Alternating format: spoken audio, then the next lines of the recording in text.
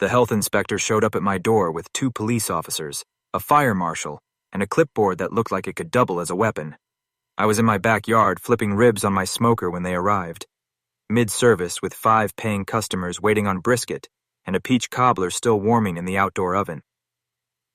The inspector, in an official tone, announced that he'd received a complaint about me operating a commercial business in a residential zone. The complaint had been filed by Margaret Susan Blackwell, our HOA president and self-appointed neighborhood dictator. She considered the smoke from my grill to be aesthetic pollution, and my barbecue sauce, in her words, too bold for the refined palates of Silverstone Gardens. She had no idea who she was messing with.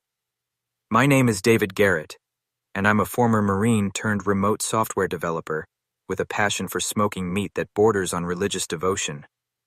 When I moved to Silverstone Gardens 3 years ago, I thought I'd found the perfect quiet suburb to settle down in.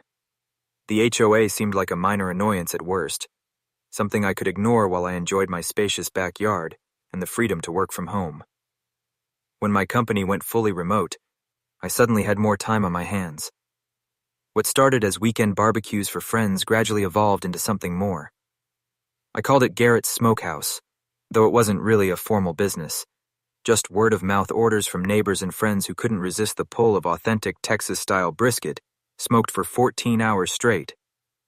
No signs out front, no advertising, no drive-through window, just me, my custom-built smoker, and meat so tender it practically fell apart when you looked at it. On good weekends, I might serve 20 or 30 people, all picking up orders from my backyard like it was the world's most exclusive pop-up restaurant. That's when Margaret Susan Blackwell entered the picture. She lived 3 houses down and had been HOA president for 7 years running, mostly because nobody else wanted the job badly enough to challenge her. Margaret was the type of person who measured grass height with a ruler and sent violation notices if your mailbox was the wrong shade of black. She ran the HOA like her personal kingdom, and she did not appreciate the smell of hickory smoke drifting into her pristine backyard during her Saturday morning yoga sessions. It started with passive-aggressive notes in my mailbox, expressing concerns about increased foot traffic in the neighborhood. Then came a formal warning about unauthorized gatherings on HOA property, which was ridiculous, since it was my own backyard. The third letter included a photograph of a perfectly smoked pork rib with the words, "Is this zoning compliant?" scrawled across it in red marker. I should have known then that she was documenting everything, building her case like a prosecutor preparing for trial. The fines started rolling in next, $100 for commercial signage, which turned out to be the chalkboard menu I kept inside my garage, $200 for creating food-related odors that violated the HOA's ambient standards, $350 for conducting unauthorized commerce on HOA-regulated property. I appealed every single fine through the proper channels, and I actually won the first 2 appeals because even the other board members, I thought Margaret was being ridiculous. But then she called an emergency meeting and somehow pushed through amendments to the bylaws that specifically targeted outdoor cooking for profit. She began flying a drone over my backyard during peak smoking hours, capturing photos and videos of every customer who stopped by. She filed complaints with the health department, the fire department, and even animal control, claiming my barbecue was attracting dangerous wildlife.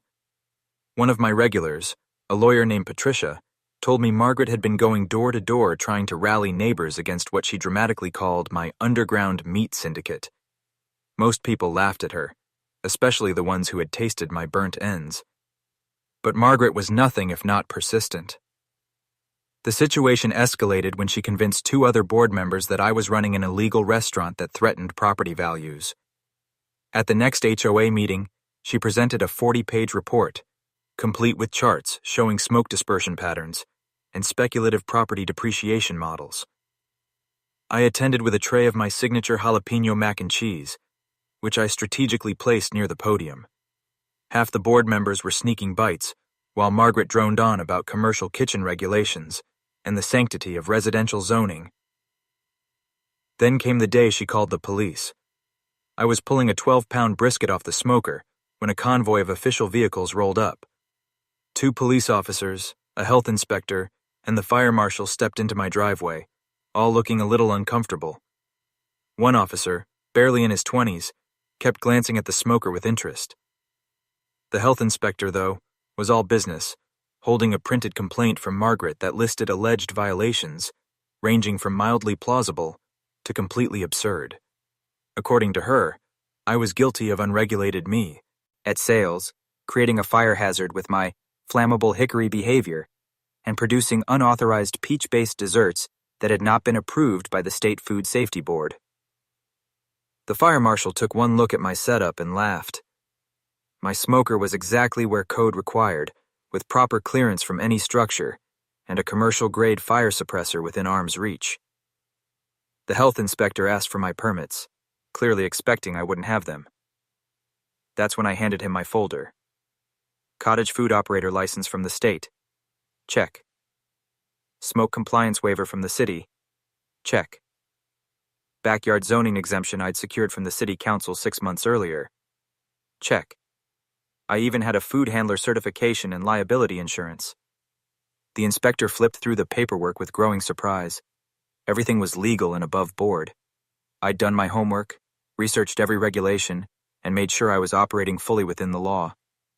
One police officer, the older and quieter one, finally said, "This seems like a waste of everyone's time," and suggested it was an HOA issue, not a criminal one. I offered them brisket to go, which they politely declined due to policy, though I caught more than one of them taking a deep breath of the hickory smoke before they left.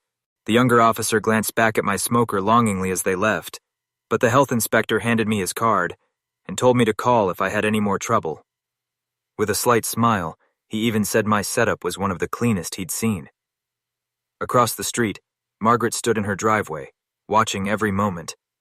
When the official vehicles pulled away without shutting me down, her face turned a shade of purple I'd only ever achieved with my blackberry barbecue sauce. That night, I found a note taped to my smoker that read, "This ends now. I know where your firewood supplier lives." That was when I knew I had to act. Threatening my wood supplier meant threatening my entire operation, and I wasn't about to let some power-hungry HOA president intimidate me or my business associates. I hired Patricia, my lawyer and one of my best customers, and together we filed a lawsuit against both Margaret personally and the HOA board. The charges included harassment, defamation, intentional infliction of emotional distress, and violation of my rights as a small business owner. Patricia was thrilled, having long wanted someone to challenge Margaret's reign of terror. We requested full discovery, forcing Margaret and the HOA to hand over all records related to my case. The discovery phase was glorious. Margaret's meticulous record-keeping became her downfall. We uncovered receipts showing she'd used HOA funds to buy her surveillance drone, paid for multiple legal consultations on neighborhood grill containment strategies, and kept a template for cease and desist letters labeled pork offenders. Her emails to other board members bore subject lines like Operation Charcoal, How to Smoke Out Garrett Legally, and Emergency Brisket Situation Escalating. Most damning were her messages to her sister, in which she admitted she had no legal grounds to shut me down, but was determined to make me choose a life miserable until I quit. "If I have to smell hickory smoke one more Saturday morning, I'm going to lose my mind," she wrote. This neighborhood was perfect before that meat-obsessed jarhead moved in. Patricia nearly danced at the sight of it, recognizing the clear discriminatory intent. We also found that Margaret had been fabricating the scale of opposition by filing multiple complaints under variations of her own name. Of the 37 complaints on record, 34 were from Margaret, her husband Roger, and her adult daughter who didn't even live in the neighborhood. The remaining 3 were about the smell, and 2 of those neighbors had since become regular customers.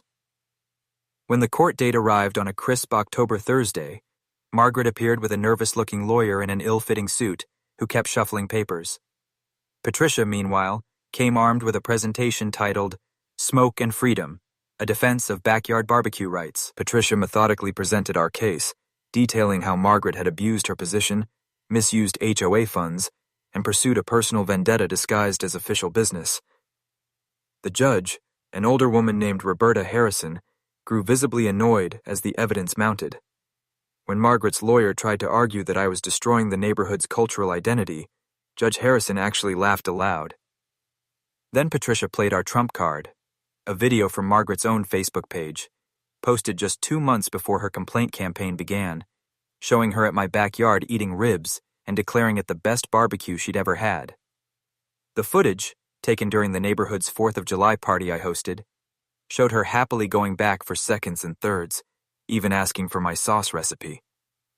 Margaret claimed she'd only eaten the food to gather evidence, but Patricia also produced an email from the next day where Margaret thanked me for the wonderful meal and asked if I could cater her book club meeting.